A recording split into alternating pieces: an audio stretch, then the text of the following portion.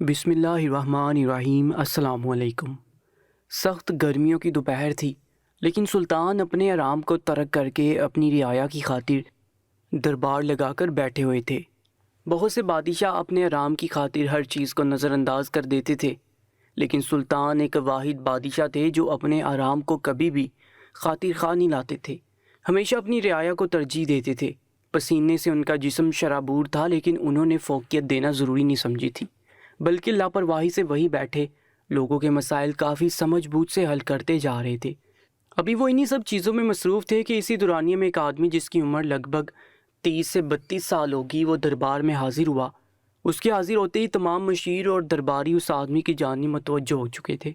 اس آدمی کے پیچھے ایک سپاہی بھاگتا ہوا آ رہا تھا اور مسلسل اس کو روکنے کی کوشش کر رہا تھا، لیکن وہ آدمی نہ رک رہا تھا، نہ اس سپاہی کو کوئی جواب دے رہا تھا۔ وہ بس سلطان کے پاس پہنچنا چاہتا تھا۔ اس کی یہ حرکت دیکھ دو مزید سپاہی اس کے راستے میں حائل ہو چکے تھے۔ وہ فوراً اس کی گردن پر تلوار رکھ کر اسے روک دیا گیا تھا۔ سلطان، جو بھی ایک بوڑھی عورت کا مسئلہ حل کر رہے تھے، اس کو چھوڑ کر وہ فوراً ہی ان سب کی طرح متوجہ ہوئے جہاں یہ دنگل مچا ہوا تھا۔ سلطان نے اپنے پاس کھڑے وزیر کو حکم دیا کہ فوراً اس آدمی کو ہمارے سامنے پیش کیا جائے۔ سلطان کی بات کو فوراً ہی اہمیت دی گئی تھی اور وزیر بھاگنے والے انداز میں ان سب کی جانب پہنچ کر معاملے کو رفع دفع کر چکا تھا اور اس آدمی کے ہمراہ سلطان کے سامنے پیش ہو چکا تھا۔ وہ آدمی سلطان کے سامنے کھڑے ہو کر ہاتھ جوڑتے ہوئے کہنے لگا، سلطان معظم، میں اس برتاؤ کی معافی چاہتا ہوں، لیکن یہ سب کرنا بے حد ضروری تھا کیونکہ باہر کافی لمبی قطار ہے اور مجھے آپ سے جلد ملنا تھا۔ آپ سے ملاقات میرے لیے باعث شرف ہے۔ میں آپ کو دیکھ کر خود کو روک نہیں پایا تھا، اس لیے بھاگ کر آپ کے پاس پہنچنا چاہتا تھا۔ اگر جان کی امان ہو تو میں اپنا مسئلہ آپ کے سامنے پیش کرنا چاہتا ہوں۔ سلطان نے جان کی امان دی اور کہنے لگے، تمہاری محبت کو ہم اہمیت دیتے ہیں، لیکن ہمیشہ اصولوں کی پابندی کرنی چاہیے۔ اس طرح سے برتاؤ کر کے تم صرف یہ ثابت کر رہے ہو کہ تم ایک بے اصول شخص ہو۔ جتنے تم ہمیں اہم ہو، باقی کی رعایا بھی ہمیں اتنی ہی اہم ہے۔ اس آدمی نے سلطان کی بات سن کر سر جھکایا، جبکہ سلطان تمام درباریوں اور وہاں موجود کچھ رعایا کو مخاطب کر کے کہنے لگے، جو شخص اصول کی پابندی نہیں کرتا اور خاص کر کے جو شخص وقت کی پابندی نہیں کرتا، وہ ہمیشہ پیچھے رہ جاتا ہے۔ اس لیے ہمیشہ اصول کی پابندی کرنی چاہیے اور وقت کی بھی۔ اگر تم وقت سے دربار میں آ جاتے تو تمہیں اتنی لمبی قطار کا سامنا نہیں کرنا پڑتا، بلکہ تم کافی آرام سے میرے پاس آ جاتے اور اپنا مسئلہ بیان کر لیتے۔ لیکن تم نے آنے میں دیر کی اور تم اب ہمارے بنائے ہوئے اصولوں کی پاسداری کرنے کی بجائے سیدھا دربار میں داخل ہو گئے۔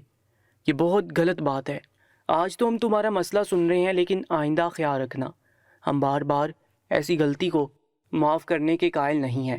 وہ آدمی سلطان کی بات سن کر شرمندہ ہو چکا تھا۔ سلطان نے اس آدمی کی جانب دیکھا اور فراغ دل سے کہنے لگے، تمہیں شرمندہ ہونے کی ضرورت نہیں ہے۔ چلو، جو ہو چکا ہے ہم نے معاف کیا، اب تم اپنا مسئلہ بتاؤ۔ آخر تمہارے ساتھ ایسا کون سا واقعہ پیش آ چکا ہے جو تم اس طرح سے برتاؤ کر رہے ہو؟ اس آدمی نے یہ سنا تو کہنے لگا، سلطان معظم، میں بہت امید سے آپ کے پاس آیا ہوں۔ میں بہت زیادہ پریشان ہو چکا ہوں۔ میری خود کی ایک بے وقوفی میرے گلے کا ڈول بن چکی ہے۔ مجھے سمجھ نہیں آ رہا میں اس غلطی سے کیسے پیچھا چھڑاؤں۔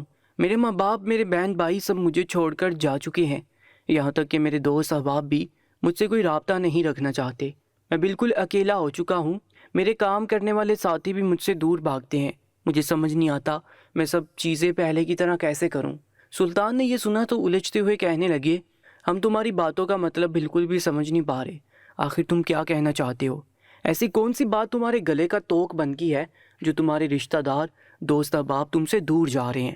سلطان کی بات سن کر وہ آدمی چند پل کے لیے خاموش ہوا، پھر کہنے لگا، سلطان معظم، میری بیوی انسان نہیں بلکہ ایک الگ مخلوق یعنی چڑیل ہے۔ وہ میرے رات کے پہر خون پیتی ہے، اس کے بعد میرے جسم سے ایک ایسی بدبو آتی ہے کہ سب مجھ سے دور چلے جاتے ہیں۔ میں کافی صحت مند تھا، لیکن اپنی بیوی کے ہمراہ رہتے ہوئے اب میرا وزن گرتا جا رہا ہے اور میں آج آپ کے سامنے اتنا کمزور کھڑا ہوں۔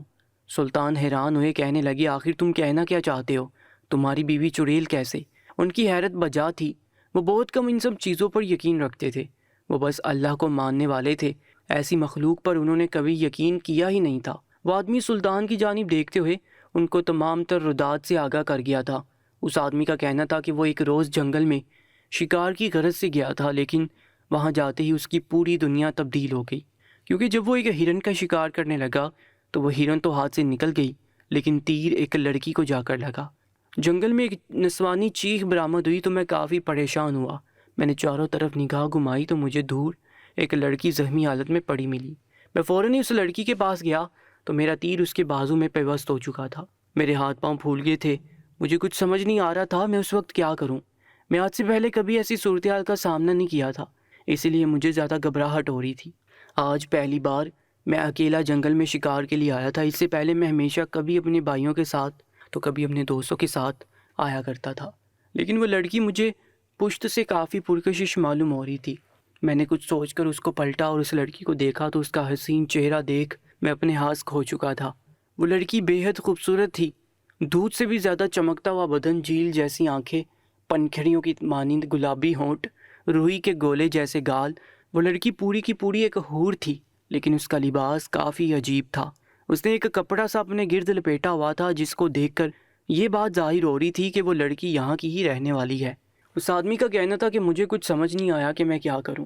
اچانک ہی میں نے اسے اپنی باہوں میں اٹھایا اور اس جنگل سے نکلتا چلا گیا۔ سب سے پہلے میں حکیم صاحب کے پاس اسے لے کر پہنچا، اس کا علاج کروایا۔ جب وہ صحت یاب ہو گئی اور اس کو ہوش آ گیا تو میں نے اس کے سامنے نکاح کی پیشکش رکھی۔ پہلے تو وہ لڑکی حد سے زیادہ گھبرائی، اسے کچھ سمجھ نہیں آیا کہ میں کہاں پر ہوں۔ وہ وہاں سے بھاگ کر واپس جنگل جانا چاہتی تھی، لیکن میں نے زبردستی اس کو وہیں پر ٹھہرا دیا۔ 2 دن تک میں نے اس کو ایک کمرے میں بند رکھا، کیونکہ وہ بضد تھی کہ اسے واپس جنگل میں جانا ہے۔ لیکن سلطان معظم، میں اس لڑکی کو دیکھ کر اپنا ارادہ باندھ چکا تھا کہ میں اس کو نکاح میں لوں گا اور تمام عمر اس کے ساتھ ہی گزاروں گا۔ میری اماں، بہنیں، بھائی، ابا سب کا کہنا تھا کہ میں شادی کر لوں، لیکن مجھے کبھی بھی اپنے لیے کوئی مناسب لڑکی سمجھ ہی نہیں آئی۔ لیکن جب جنگل میں نے اس لڑکی کو دیکھا تو میں نے اس پل ہی تہیا کر لیا تھا کہ میں تا عمر اس کے ساتھ ہی وفادار رہوں گا اور ہمیشہ اس کو اپنے نکاح میں رکھوں گا۔ لیکن اس کا انکار مجھے دل برداشتہ کر چکا تھا۔ 2 دن میں نے اسے کمرے میں بند رکھا اور تیسرے دن اس سے ملاقات کی تو وہ رضامند ہوگی۔ حکیم صاحب نے میری کافی مدد کی اور انہوں نے ہی میرا نکاح پڑھایا۔ میں جب اس کو اپنے ہمراہ اپنے گھر خاندان کے پاس لے کر گیا تو وہ سب کافی ناراض ہوئے، کیونکہ وہ سب بھی میری شادی میں شرکت کرنا چاہتے تھے، لیکن میری خوشی کو دیکھ تمام لوگ خاموش ہو گئے۔ میرے لیے وہ دن کافی خوشگوار تھے۔ میں اپنی بیوی کی قربت میں خود کو بہت ہی خوش قسمت انسان سمجھ رہا تھا، لیکن میں نہیں جانتا تھا کہ میرے ساتھ کتنا برا ہونے والا ہے، کیونکہ وہ لڑکی کوئی انسان نہیں بلکہ ایک چڑیل ہے، جو رات کو میرے قریب آ کر میرے ساتھ ہم بستری کرنے کے بعد میرا خون چوستی ہے۔ میرے پاس اس چیز کا ثبوت بھی ہے۔ میں اب اس سے چھٹکارا چاہتا ہوں، میں اس کو واپس اسی جنگل میں چھوڑ دینا چاہتا ہوں، لیکن اس عورت کا کہنا ہے کہ وہ ہمیشہ میرے ساتھ ہی رہے گی، چاہے کچھ بھی ہو جائے۔ سلطان نے جب یہ واقعہ سنا تو حیران رہ گئے۔ وہ آدمی جو بات بول رہا تھا، اگر ایسا تھا تو اس بات پر یقین کرنا کافی آسان تھا کہ وہ عورت چڑیل ہے، کیونکہ جنگل میں رہنا آسان نہیں ہوتا اور جنگل میں ایسی ہی مخلوق رہائش پذیر ہوتی ہے۔ سلطان نے کچھ سوچ کر حکم دیا کہ اس آدمی کی بیوی کو بھی دربار میں مدعو کیا جائے۔ انہیں معاملہ کافی پیچیدہ لگ رہا تھا۔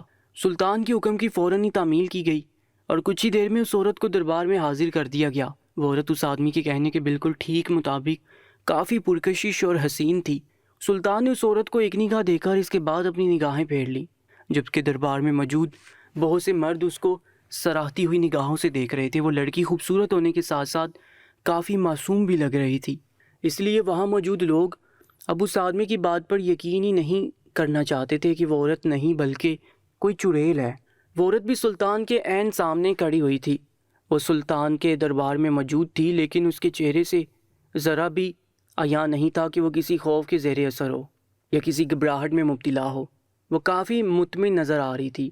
سلطان نے اس عورت کو مخاطب کیا اور کہنے لگے، تمہارے شوہر کا کہنا ہے کہ تم کوئی انسان نہیں بلکہ دوسری مخلوق ہو۔ رات کے پہر تم اپنے شوہر کا خون چوستی ہو اور اس چیز کا ثبوت تمہارے شوہر کے پاس موجود ہے۔ اس بارے میں تمہارا کیا کہنا ہے؟ یہ بات سن کر اس عورت کے چہرے سے ایک سایہ سا لہرایا تھا جو سلطان کی نگاہوں سے مخفی نہ رہ سکا تھا۔ وہ عورت گڑبڑاتی ہوئی کہنے لگی، نہیں سلطان معظم، ایسا کچھ نہیں ہے۔ میں کوئی دوسری مخلوق نہیں بلکہ آپ سب کی طرح ایک معمولی انسان ہوں۔ میرے شوہر کو غلط فہمی ہو گئی ہے جس کی وجہ سے وہ آپ کے سامنے پیش ہوئے ہیں۔ میں اپنے گھر کے معاملات کو گھر میں ہی سلجھا لوں گی، آپ ہمیں اجازت دیں۔ وہ عورت یہ بول کر کسی بھی طرح دربار سے جانا چاہتی تھی، لیکن اچانک ہی اس کے شوہر نے اس کا ہاتھ پکڑ لیا اور اپنی گردن آگے کرتے ہوئے کہنے لگا، یہ دیکھے سلطان معظم، میری گردن پر اس نشان سے یہ بات ثابت ہوتی ہے کہ عورت رات کے پہر میرا خون چوستی ہے۔ میں اس کے ساتھ نہیں رہنا چاہتا، میں اس کو واپس اس جگہ چھوڑ کر آنا چاہتا ہوں جہاں پر اس کی رہائش ہے۔ یہ ہم جیسے عام انسانوں کے لیے نہیں بنی، یہ ہماری دنیا کی نہیں۔ جبکہ وہ عورت اپنے شوہر سے ہر حال میں اپنا ہاتھ چھڑانے کی جدوجہد کر رہی تھی۔ اس عورت کے چہرے پر موجود تکلیف سلطان کو بولنے پر مجبور کر چکی تھی۔ وہ یکدم ہی دربار میں دھارے، ہاتھ چھوڑو اس کا، یہاں پر بدسلوکی کرنے کی اجازت ہم کسی کو نہیں دیتے، خاص کر ایک عورت ذات سے۔ اگر تم چاہتے ہو کہ ہم تمہارے ساتھ انصاف پسندی کے ساتھ پیش آئیں تو یہاں بدتمیزی کرنے کی تمہیں کوئی ضرورت نہیں ہے۔ سلطان کی گرجدار آواز سن کر وہ دونوں اپنی جگہ پر کھڑے ہو گئے تھے۔ اس آدمی نے اپنی عورت کا ہاتھ چھوڑ دیا تھا۔ سلطان نے ایک بار پھر اس عورت کو مخاطب کیا اور تحمل مزاجی سے کہنے لگے، دیکھو جو بھی راز ہے اب اس سے پردہ اٹھا دو۔ تمہارا شوہر تمہارے ساتھ رہنا نہیں چاہتا، لیکن اگر وہ ناجائز تمہیں چھوڑنا چاہتا ہے تو ہم اس کو سزا دینے کا حق رکھتے ہیں۔ لیکن اگر تم کوئی دوسری مخلوق ہو اور ہماری دنیا کی نہیں ہو تو دیکھو تمہیں یہاں سے جانا ہوگا۔ ہم اور ہمارے لوگ اتنی زیادہ مشکلات برداشت نہیں کر سکتے۔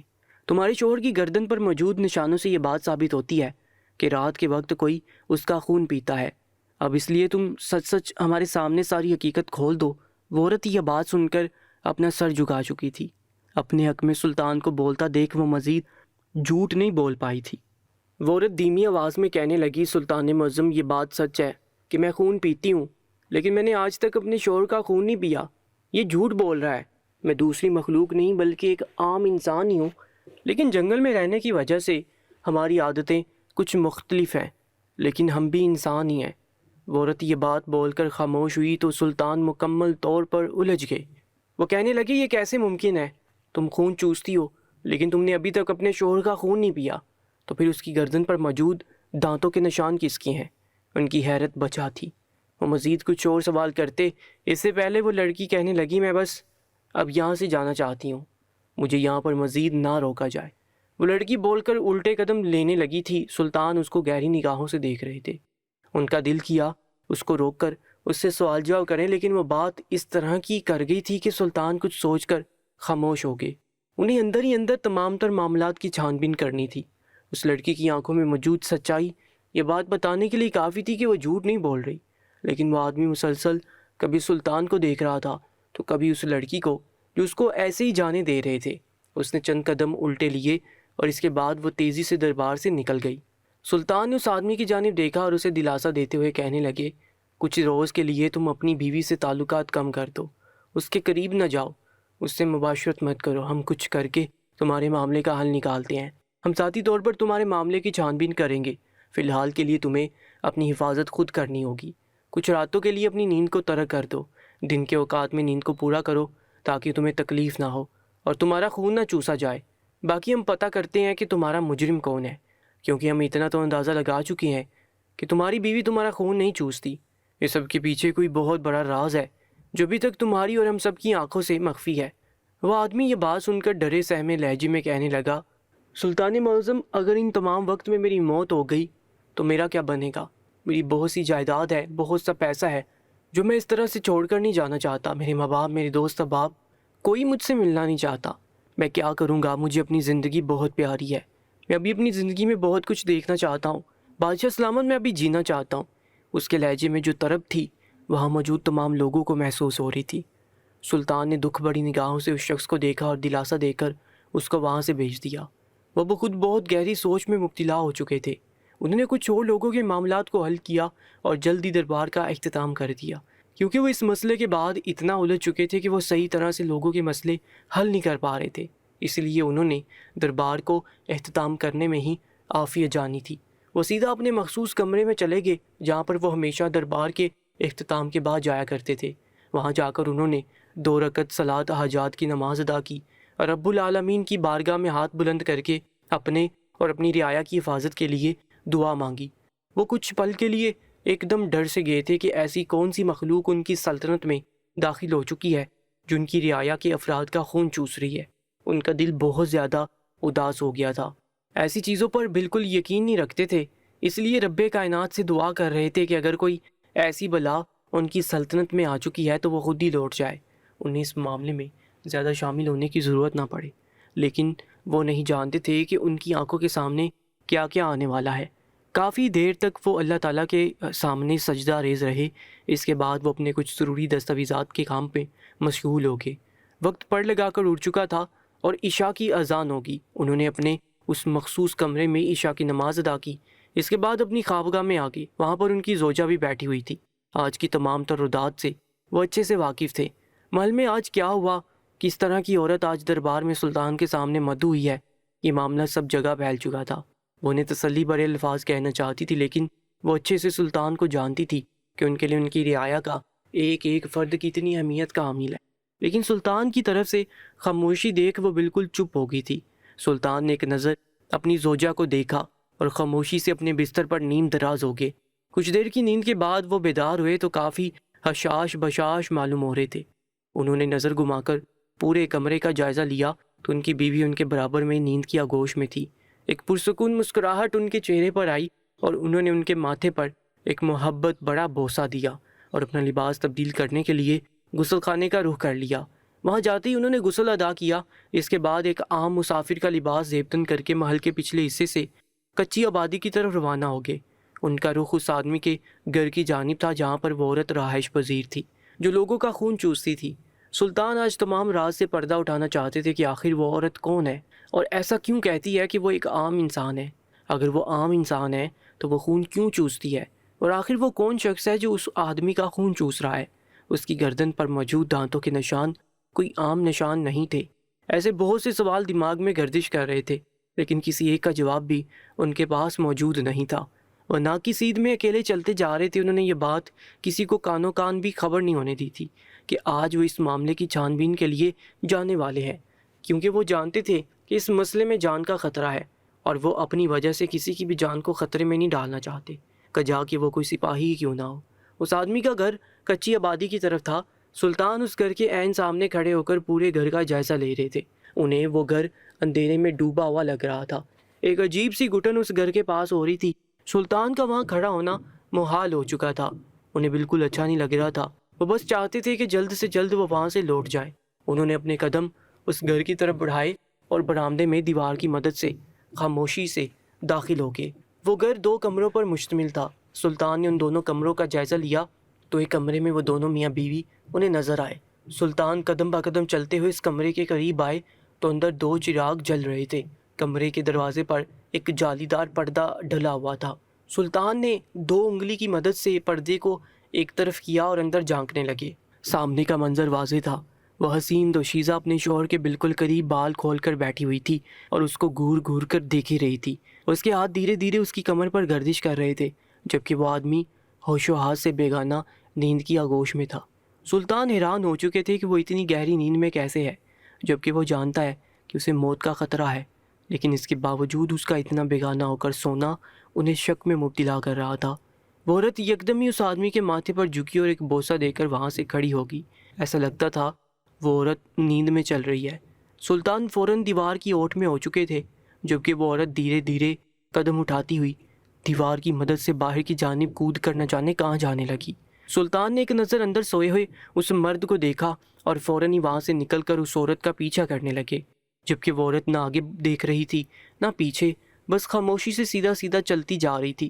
اس کے جسم پر دوپٹہ موجود نہیں تھا۔ وہ اپنے لباس سے بے پرواہ سیدھا چلتی جا رہی تھی۔ سلطان کو اس عورت کے پیچھے جانا خطرہ لگ رہا تھا، لیکن وہ اس طرح سے اگر پیچھے سے مڑ جاتے تو یقیناً آج اس راز سے پردہ نہیں اٹھتا، اس لیے انہوں نے اس عورت کے پیچھے جانے میں ہی عافیہ جانی تھی۔ وہ عورت مختلف راستوں سے گزر کر ایک جنگل کی طرف گامزن ہو گئی۔ سلطان سمجھ چکے تھے کہ وہ اپنے ٹھکانے پر جا رہی ہے۔ یہ سب کافی خطرناک تھا، لیکن سلطان نہ کبھی ڈرے تھے اور نہ آج ان کے چہرے پر کسی ڈر کی رمق موجود تھی۔ وہ لڑکی جنگل کے گھنے برگد کے درخت کے پاس پہنچ گئی۔ وہاں جاتے ہی وہ گھٹنوں کے بل بیٹھ کر چیخ چیخ کر اچانک رونے لگی۔ اس کی آواز خاموش جنگل میں ایک ارتعاش پیدا کر رہی تھی۔ سلطان کافی پریشان ہو رہے تھے۔ انہوں نے چاروں جانب نگاہ گھمائی تو پورا جنگل اندھیرے میں ڈوبا ہوا تھا۔ ایک پل کو سلطان کو اب خوف سا محسوس ہوا۔ ایسا لگ رہا تھا جیسے انہوں نے یہاں پر آ کر غلطی کی ہو۔ اس عورت کے رونے کی آواز سے یکدم ہی وہ برگد کا درخت تیزی سے ہلنے لگا۔ سلطان یہ منظر بغور اپنی آنکھوں سے دیکھ رہے تھے۔ وہ بھی ایک درخت کی اوٹ میں کھڑے ہوئے تھے۔ انہوں نے دھیرے دھیرے دلی دل میں آیت الکرسی کا ورد کرنا شروع کر دیا۔ وہ اپنے گرد ایک حصار کھینچنا چاہتے تھے۔ اچانک ہی وہ درخت اتنی تیزی سے ہلا اور ایک آدمی بالکل انسانی روپ میں اس عورت کے سامنے نمودار ہو گیا۔ سلطان نے یکدم ہی اللہ تعالیٰ کی حمد و ثنا شروع کر دی تھی۔ وہ سمجھ چکے تھے کہ یہ عورت بھی کوئی معمولی نہیں ہے۔ وہ آدمی اس درخت سے ابھی نمودار ہوا تھا۔ وہ اس لڑکی کی جانب دیکھتے ہوئے باری آواز میں کہنے لگا، کیا ہوا ہے؟ کیوں رو رہی ہو؟ اور یہاں پر کیا کرنے کے لیے آئی ہو؟ میں ابھی تھوڑی دیر بعد تمہارے گھر ہی آنے والا تھا۔ اس لڑکی نے اس آدمی کی جانب دیکھ کر ہاتھ جوڑے اور منت کرنے والے انداز میں بولی، تم کیوں میرا پیچھا نہیں چھوڑ دیتے؟ میں اپنے شوہر کے ساتھ بہت خوش ہوں، کیوں تم میرے ساتھ اتنا بڑا ظلم کر رہے ہو؟ میں مانتی ہوں تم نے مجھے اپنے اس جنگل میں رہنے کے لیے پناہ دی تھی، میں تمہاری ہمیشہ شکر گزار رہوں گی، لیکن تم کیوں میرے گھر آ کر میرا گھر برباد کرنا چاہتے ہو؟ مجھے میرا شوہر بہت عزیز ہے، اس نے مجھے اس جنگل میں رہتے ہوئے بھی اپنایا اور مجھ سے نکاح کیا اور عزت کی زندگی دی۔ تم کیوں مجھے برباد کرنے پر تلے ہوئے ہو؟ تم تو ایک جن ہو، اور ایک نیک جن اس طرح سے نہیں کیا کرتے۔ تم کیوں میرے شوہر کا خون چوس رہے ہو؟ کیوں اس کا الزام میرے سر ڈال رہے ہو؟ کیوں میرے شوہر کو مجھ سے بدگمان کر رہے ہو؟ وہ کل بادشاہ کے پاس جا کر میری شکایت کر چکا ہے، اور وہ بادشاہ کوئی معمولی انسان نہیں ہے، وہ اس مسئلے کو ہر حال میں حل کرے گا، وہ میرے شوہر کو مجھ سے دور کر دے گا۔ خدا را مجھ پر رحم کرو اور یہاں سے لوٹ جاؤ، میرا پیچھا چھوڑ دو۔ جبکہ وہ آدمی جو اس درخت سے نمودار ہوا تھا، وہ اس عورت کی جانب دیکھتے ہوئے کہنے لگا، یہ ممکن نہیں، تم میری ہو کر مجھ سے دغا کر چکی ہو، میں بھی آسانی سے تمہیں نہیں چھوڑ سکتا، اور تمہارا وہ شوہر بنا میری اجازت کے میری ملکیت کو مجھ سے چھین کر لے گیا، میں اسے کبھی زندہ نہیں چھوڑوں گا۔ اور رہی بات تمہاری، تمہیں میری طرف سے لوٹ کر آنا ہے، تم میری ہی ہو اور تاعمر میری ہی رہو گی۔ اس کی آواز میں غرور تھا۔ سلطان تمام معاملہ سمجھ چکے تھے۔ وہ عورت بے قصور تھی اور اس کی پناہ میں رہتے ہوئے اس کی عادتوں کو اپنا چکی تھی۔ سلطان نے اپنے قدم بہت ہی احتیاط سے محل کی جانب موڑ لیے تھے۔ اگلے روز ہی انہوں نے مصر میں موجود اپنے خاص بزرگ سے رابطہ کیا تھا اور انہیں تمام ترودات سے آگاہ کر کے انہیں اپنے شہر آنے کی دعوت دی تھی۔ اس بزرگ نے سلطان کی بات کو بالکل بھی رد نہیں کیا تھا، بلکہ وہ سلطان کے ایک دفعہ پکارنے پر ہی حاضر ہو گئے تھے۔ جبکہ سلطان نے اللہ تعالیٰ کے کلمات کے ذریعے اس جن کو قابو کروایا تھا اور ان دونوں میاں بیوی کی زندگی کو بحال کر دیا تھا۔ اور جب اس لڑکی سے اس کے ماضی کے بارے میں پوچھا گیا تو اس نے بتایا کہ وہ کوئی چڑیل یا جن زادی نہیں ہے، بلکہ وہ ایک عام انسان ہے۔ اس کو درندگی کا نشانہ بنایا گیا تھا بچپن میں جب وہ محض 8 سال کی تھی۔ اس کے بعد اسے اس جنگل میں پھینک دیا گیا اور تب سے وہ اس برگد کے درخت کے نیچے ہی رہتی آئی ہے۔ وہ نہیں جانتی کہ اسے روزانہ کھانا کہاں سے مل جاتا تھا، کپڑے کہاں سے مل جاتے تھے، وہ وہاں پر ہی رہنے کی عادی تھی۔ کبھی کبھی وہ جن نما آدمی اس کے سامنے نمودار ہو جاتا تھا جس سے وہ کچھ باتیں کر لیتی تھی، اور وہ جن دھیرے دھیرے اس کے عشق میں مبتلا ہو چکا تھا۔ اور اتفاقی طور پر جب اس کا شوہر کسی ہرن کا شکار کرنے کے لیے آیا تو وہ جان کر اس تیر کے سامنے آ گئی، کیونکہ وہ ہرن اس کو بہت عزیز تھی اور زخمی ہونے کی وجہ سے اسے کچھ ہوش نہیں تھا۔ لیکن جب وہ ہوش میں آئی تو کافی دیر ہو گئی تھی اور وہ کسی گھر میں تھی۔ اس کے بعد اس کے شوہر نے اسے آنے نہیں دیا اور عزت کے ساتھ اس سے نکاح کر کے اسے اپنے پاس رکھ لیا۔ وہ لڑکی اس آدمی کے پیار کی وجہ سے دھیرے دھیرے اس سے محبت کرنے لگی تھی، لیکن وہ جن اس کو چھوڑنے پر رضامندی نہیں تھا۔ وہ روز اس کے گھر آ کر اس کے شوہر کا خون پیتا تھا۔ اس کے شوہر کو لگتا تھا کہ یہ کام اس کی بیوی کر رہی ہے، تو وہ اس کو چڑیل سمجھ رہا تھا، اسی لیے سلطان کے پاس آ کر شکایت کر دی تھی۔ لیکن کہتے ہیں نا، اس دنیا میں کچھ عظیم لوگ بھی موجود ہیں جو اپنی ذات کو ایک طرف رکھ کر دوسروں کی مدد کرتے ہیں۔ ایسی سلطان تھے جو اپنی ذات کو ہمیشہ نظر انداز کر کے موت کو بھی گلے لگا کر لوگوں کی مدد کیا کرتے تھے۔ وہ دونوں میاں بیوی سلطان کے بے حد مشکور تھے، جبکہ وہ عورت تو سلطان کے قدموں میں بچھ جانا چاہتی تھی۔ دوستوں، روزانہ ایک نیا سچا واقعہ سننے کے لیے چینل کو سبسکرائب کر کے ساتھ موجود بیل آئکن پر بھی کلک کر لیجیے گا۔